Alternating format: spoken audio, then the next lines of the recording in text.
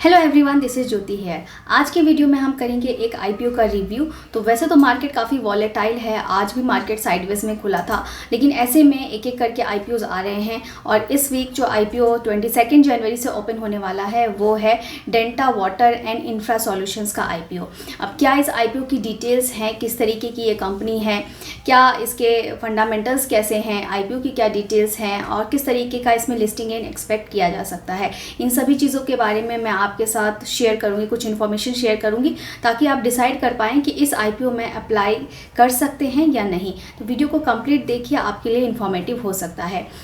लेकिन अगर आप आईपीओ में ज़्यादा से ज़्यादा अलॉटमेंट के चांसेस बढ़ाना चाहते हैं तो उसका एक ही ट्रिक है, आप मैक्सिमम डीमैट अकाउंट से अप्लाई करें। तो अगर आप डीमैट अकाउंट ओपन कराना चाहते हैं किसी का भी, अपने फैमिली मेम्बर या फ्रेंड का, तो लिंक डिस्क्रिप्शन बॉक्स में है, आप जाके वहाँ से ओपन करा सकते हैं। और इसके अलावा अगर आप अपनी एनालिसिस लगाना खुद सीखना चाहते हैं, क्लासेस करना चाहते हैं या फिर म्यूचुअल फंड रिलेटेड भी कोई गाइडेंस चाहते हैं तो उसके लिए आप हमारे डिस्क्रिप्शन बॉक्स चेक करें, आपको वहाँ पर सारी डिटेल्स मिल जाएंगी, आप हमें कॉन्टैक्ट भी कर सकते हैं। तो वीडियो को स्टार्ट करते हैं। सबसे पहले हम कंपनी के बिजनेस मॉडल के बारे में बात करते हैं। तो कंपनी की बात करें तो 2016 में ये कंपनी इनकॉर्पोरेट हुई थी, ज़्यादा पुरानी कंपनी नहीं है। और ये वाटर मैनेजमेंट मतलब ग्राउंड वाटर के जो रिचार्ज के जो प्रोजेक्ट्स होते हैं उसे हैंडल करती है। तो ग्राउंड वाटर रिचार्ज के प्रोजेक्ट्स और उसके अलावा वेस्ट वाटर मैनेजमेंट के प्रोजेक्ट्स वगैरह कंपनी हैंडल करती है। और यहाँ पे कंपनी टर्न की सॉल्यूशन प्रोवाइड करती है, मीन्स एक पूरा पैकेज जो एंड सॉल्यूशन है वो प्रोवाइड करके देती है। तो इंस्टॉलेशन, डिज़ाइनिंग से लेकर कमीशनिंग तक का फुल प्रोजेक्ट कंपनी अपने क्लाइंट्स को हैंड ओवर करती है। तो ग्राउंड वाटर रिचार्ज के प्रोजेक्ट्स कंपनी रिसाइकल्ड वाटर के थ्रू यहाँ पे करके जो पूरा सॉल्यूशन है वो करके देती है। इसके अलावा इंफ्रास्ट्रक्चर प्रोजेक्ट्स वगैरह में जो इंस्टॉलेशन का काम होता है ग्राउंड वाटर रिचार्ज का, वो करके देती है। और इसके अलावा वेस्ट वाटर मैनेजमेंट का भी जो प्रोजेक्ट है कंपनी लेती है और उसमें भी ये एंड सॉल्यूशन प्रोवाइड करके देती है। यहाँ पे company water management related projects तो करती है, इसके अलावा इंफ्रास्ट्रक्चर प्रोजेक्ट्स भी कंपनी लेती है जिसमें ये रेलवेज और हाईवेज वगैरह के कंस्ट्रक्शंस के प्रोजेक्ट भी कंपनी हैंडल करती है। तो अगर करेंटली बात करें तो कंपनी के पास ऑर्डर बुक काफ़ी अच्छा है और 32 प्रोजेक्ट्स कंपनी अभी तक कंप्लीट कर चुकी है, जिसमें कुछ पॉपुलर नाम ले तो बेंगलुरु वेस्ट वाटर मैनेजमेंट का प्रोजेक्ट कंपनी ने कंप्लीट किया है। और इसके अलावा गवर्नमेंट का जल जीवन मिशन वाला प्रोजेक्ट भी कंपनी ने किया हुआ है। तो एक प्लस पॉइंट ये भी हो जाता है कि कंपनी ने गवर्नमेंट के प्रोजेक्ट्स भी जो है लिए हुए हैं और उसे भी कंप्लीट किया हुआ है। आने वाले टाइम में भी कंपनी के पास काफ़ी अच्छे प्रोजेक्ट्स हैं। और इसके अलावा 32 प्रोजेक्ट्स जैसा मैंने आपको बताया कि कंपनी अभी तक कंप्लीट कर चुकी है। तो काफ़ी यूनिक टाइप का कंपनी का बिजनेस मॉडल है और इस एरिया में कंपनी की प्लेयर है, टाइम पे ही अपने प्रोजेक्ट्स कंप्लीट करके देती है। और इनका जो आईपीओ से जो रेस करेगी पैसे, उसे भी वो अपने एक्सपेंशन के लिए ही यूज़ करने वाली है, क्योंकि जो आईपीओ है वो पूरा फ्रेश इशू है। तो ये सारा जो है वो अपने वर्किंग कैपिटल के लिए, अपने एक्सपेंशन के लिए यूज़ करने वाली है। जिस तरीके से वेस्ट वाटर मैनेजमेंट वगैरह की डिमांड बढ़ रही है, ग्राउंड वाटर रिचार्ज वगैरह की जो डिमांड बढ़ रही है, तो आने वाले टाइम में इस कंपनी की जो डिमांड है, जो स्कोप है, वो काफ़ी बढ़िया देखने को मिल रहा है। तो ये कंपनी का बिजनेस मॉडल काफ़ी अच्छा है। अब बात कर लेते हैं हम कंपनी के फाइनेंशियल्स की। कंपनी के फाइनेंशियल्स में हम सबसे पहले अगर असेट की बात करेंगे तो लास्ट 3 ईयर्स में कंपनी के असेट में ग्रोथ देखने को मिली है।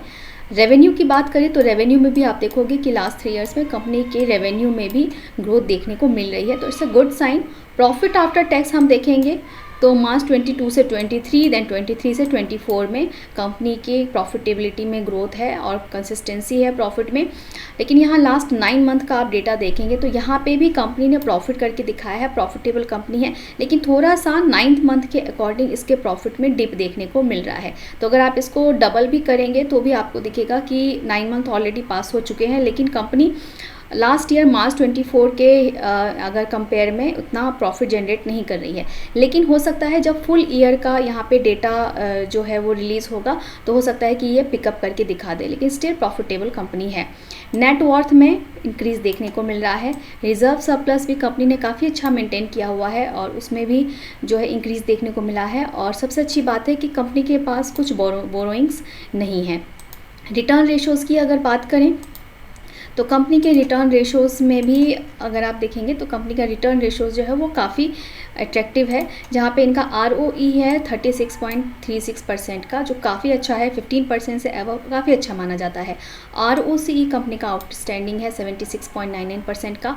डेट इक्विटी रेशो मैंने आपको बोला था कि डेट फ्री कंपनी है, काफ़ी अच्छा साइन है। रिटर्न ऑन नेट वर्थ 36.36% का है, तो ये भी काफ़ी अच्छा है। PE रेशो कंपनी का है 9.45 का, और इस सेक्टर का PE की अगर बात करें तो वो है 35 का, जिसके बेसिस पे ये IPO जो काफ़ी कम वैल्यूशंस पे कंपनी लेके आई है। अब हम ये कंपनी के फंडामेंटल्स हो गए, अब हम IPO की डिटेल्स की बात कर लेते हैं। तो ये IPO ओपन होने वाला है 22 जनवरी को, और 24 जनवरी को ये क्लोज़ हो जाएगा। अगर इस IPO में आप अप्लाई करते हैं तो इसका रिज़ल्ट जो है वो 27 जनवरी को आउट हो जाएगा। अगर आपको ये IPO मिल जाता है, अगर आप इतने लकी हैं, तो 28 जनवरी को ये जो शेयर्स हैं आपके डीमैट अकाउंट में आ जाएंगे। अगर अनफॉर्चुनेटली नहीं मिलता है तो सेम डे आपको रिफ़ंड प्रोसेस हो जाएगा। 29 जनवरी को ये कंपनी एक्सचेंज पे लिस्ट हो जाएगी। प्राइस एंड की बात करें तो 294 का जो हायर कट ऑफ प्राइस यहाँ पे रखा गया है, और इसी हायर कट ऑफ पे आपको अप्लाई भी करना होता है। एक लॉट में यहाँ पे 50 शेयर्स रहेंगे, तो अगर आप रिटेल कैटेगरी के लिए अप्लाई कर रहे हैं तो आप मैक्सिमम 13 लॉट्स तक के लिए अप्लाई कर सकते हैं। टोटल इस IPO का साइज़ है 220.550 करोड़ का, जो पूरा फ्रेश इशू है। तो यहाँ पे एक पॉजिटिव साइड ये है कि ये जो IPO है पूरा फ्रेश इशू है, मीन्स जो भी पैसा इस IPO से रेस होगा वो पूरा कंपनी के एक्सपेंशन और ग्रोथ के लिए जाएगा। और नेगेटिव साइड ये है कि इस IPO का साइज़ जो है वो काफ़ी छोटा है, तो अलॉटमेंट के चांसेस यहाँ से काफ़ी कम हो जाते हैं। तो ये कंपनी की सारी डिटेल्स की बात हो गई। इसका हमने बिजनेस मॉडल, कंपनी के फंडामेंटल्स देख लिए, IPO की डिटेल्स देख लिए। अब इसके बाद जो सबसे इम्पॉर्टेंट है कि किस तरीके के लिस्टिंग बेनिफिट यहाँ पे हो सकते हैं, जिसके बेसिस पे हम ये डिसाइड कर सकें कि क्या इस IPO में अप्लाई करना सही रहेगा या नहीं।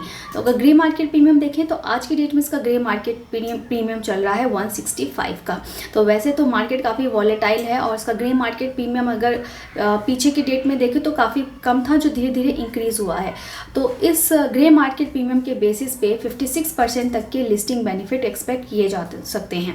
तो 56% का लिस्टिंग बेनिफिट मीन्स आपको डबल से भी ज़्यादा फ़ायदा यहाँ पे 8,000 to 9,000 तक का बेनिफिट आपको एक लॉट पे यहाँ पे मिल सकता है। तो यहाँ पे माइनस पॉइंट यही है कि काफ़ी छोटे साइज़ का IPO है, तो अलॉटमेंट के चांसेस काफ़ी कम हो जाते हैं, लेकिन जिसको भी अलॉटमेंट मिल जाएगा उसको काफ़ी अच्छा यहाँ पे बम्पर बेनिफिट होने के चांसेस हैं। तो अब आप डिसाइड कर सकते हैं कि क्या इस IPO में आप अप्लाई करेंगे या नहीं, क्योंकि काफ़ी अच्छे बेनिफिट्स यहाँ पे होने वाले हैं। तो होप करती हूँ कि वीडियो आपके लिए बेनिफिशियल रहा होगा, और ऐसे ही वीडियोस के लिए चैनल को सब्सक्राइब करके भी रख लीजिए। Thank you.